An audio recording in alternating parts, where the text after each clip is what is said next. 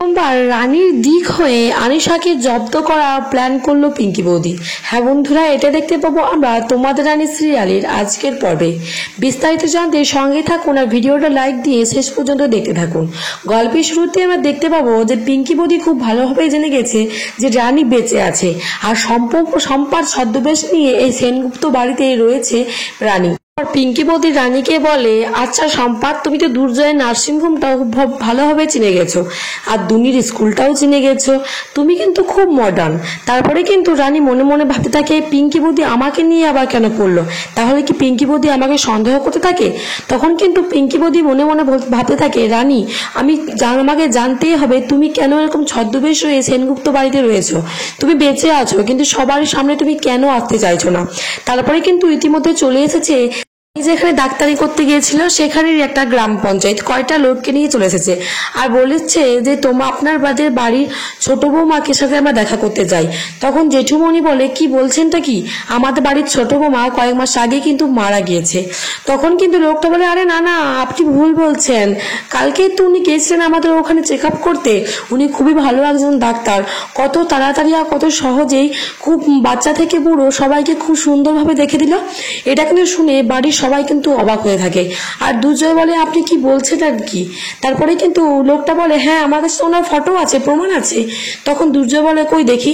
এদিকে রানী তো ভীষণভাবে ভয় পেয়ে যায় আর পিঙ্কি বৌদি মনে মনে ভাবতে থাকে, কি ব্যাপার, রানী এত ভয় পাচ্ছে কেন?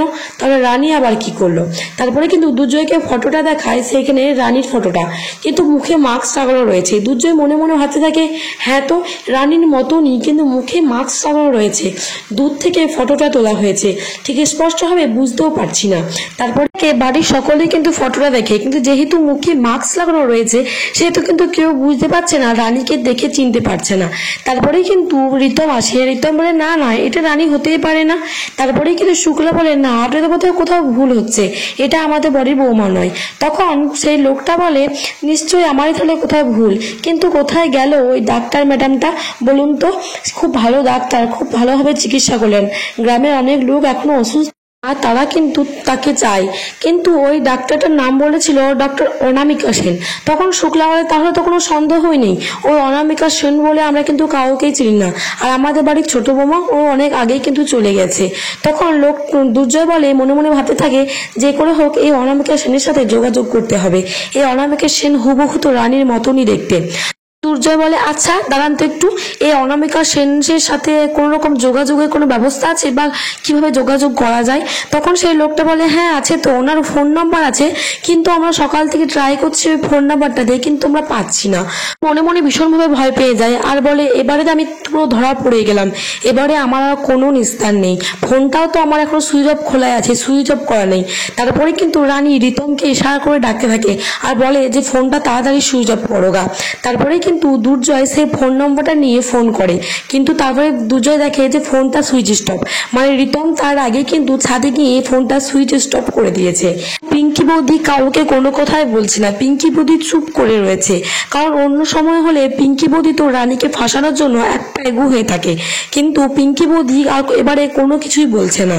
চলে আসে আনিশা, আর আনিশা এসে দুর্জয়ের ফোন থেকে সেই ফটোগুলো বারবার করে দেখছে আর বলছে, আচ্ছা দুর্জয়, এটা তো রানীর মতোই লাগছে না, রানীর নামে অন্য কেউ এসে কোন রকম বিপদে ফেলতে চাইছে, কি বলছি ভাবছিস বলতো? তখন দুর্জয় বলে, আমি তো নিজেই কিছু বুঝতে পারছি না, তোকে আর কি বলবো বল। তারপরে কিন্তু আনিশা বলে, আচ্ছা দুর্জয়, এসব এখন বাদ দে, ওদিকে কিন্তু পণ্ডিতজি এসেছে, আমাদের বিয়ের তারিখ ঠিক হবে। তখন দুর্জয় বলে, দেখ আনিশা, আমি ওসব করতে পারবো না, আমি তো তোকেই সবকিছু দায়িত্ব দিয়ে দিয়েছি, তাই তুই সবকিছু বুঝে ঠিকঠাক করে নেয় না। তখন কিন্তু শুক্লা পণ্ডিতজির সঙ্গে কথা বলতে থাকে আর কথা বলার পরে বলে যে, আমার ছেলের জীবনে সমস্ত ঝড় ঝামেলা রয়েছে, সেই জন্যই খুব ভালো এবং খুব ভালো শুভ তারিখ দেখে কিন্তু সমস্ত কিছু ঠিক করবেন, যাতে আমার ছেলের এই নতুন জীবনটা খুব যেন ভালো হয়। তারপরে আনিশা বিয়ের কার্ড চুজ করতে থাকে, তখন কিন্তু শম্পা দাঁড়িয়ে দাঁড়িয়ে দেখে দুয়ার থেকে, তখনই কিন্তু পিঙ্কি বৌদি চলে আসে শম্পার পেছনে আর বলে, কি ব্যাপার শম্পা, তুমি বিয়ের কার্ড দেখবে না? নাকি?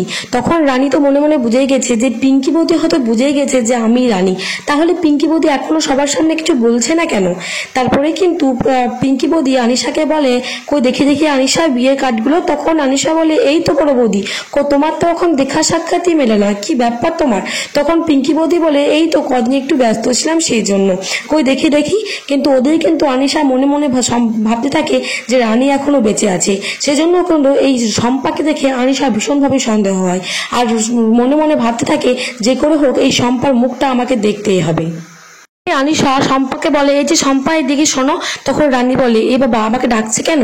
তারপরে কিন্তু আনিশা বলে, আচ্ছা আমি তো একজন মেয়ে, তা তোমার মুখ দিলে তো কোনো অসুবিধা হবে না, তোমার মুখটা আমাকে দেখাও শম্পা। তখন পিঙ্কি বৌদি বলে, আরে না না ছেড়ে দাও, ওর মুখ দেখতে হবে না। তখন কিন্তু জোর জবরদস্তি রানীর মুখ দেখতে চায় অনিশা, এবং তখনই কিন্তু পিঙ্কি বৌদি চলে আসে আর বলে, ও যখন চাইছে না তখন ওর মুখটা তুমি কেন দেখবে আনিশা? তারপরে কিন্তু রীতিমতো আনিশার সাথে পিঙ্কি বৌদির একটু হাতের ধস্তাধস্তি হয়, আর সেখানে কাচের গ্লাসে এক গ্লাস জল নেওয়া থাকে। তখন কিন্তু পিঙ্কি বৌদি চালাকি করে আনিশার পায়ের মধ্যে সে এক গ্লাস জলটা ফেলে দেয়, আর আনিশা কিন্তু ভীষণভাবে পায়ে ব্যথা লেগে যায়। এবং তখনই কিন্তু পিঙ্কি বৌদি বলে, এই শম্পা তুমি দাঁড়িয়ে দাঁড়িয়ে দেখছো না আনিশার পায়ে কাচের গ্লাসটা পড়ে আনিশার প্রচন্ড লেগে গেছে, তুমি তাড়াতাড়ি যাও আর রান্নাঘর থেকে ফ্রিজে একটা বড় নিয়ে এসো, আনিশার পায়ে লাগিয়ে দাও। তারপরে কিন্তু রানী সেখান থেকে তাড়াতাড়ি চলে যায়। তারপরে কিন্তু আগামী পর্বে দেখতে পাবো যে আনিশার পায়ে যখন বরফটা লাগাতে যায় তখন কিন্তু আনিশা চালাকি করে সেই ঘুমটাটা তুলে দেয়, আর ঘুমটাটা তুলে কিন্তু যাকে দেখতে পায় এবং তাকে কিন্তু দেখে আনিশা রীতিমতো চমকে ওঠে। দেখতে পাবো আমরা তোমাদের রানী সিরিয়ালের আজকের পর্বে। ভিডিওটি ভালো লাগে চ্যানেলটিকে সাবস্ক্রাইব করে পাশে থাকবেন পরবর্তী আপডেট পেতে, যাতে তোমাদের রানী সিরিয়ালের নতুন নতুন আপডেট আপনারা সবার প্রথম পেতে পারেন। ধন্যবাদ। ভিডিওটি এই পর্যন্তই, নিয়ে আসছি নেক্সট কোনো আপডেট নিয়ে।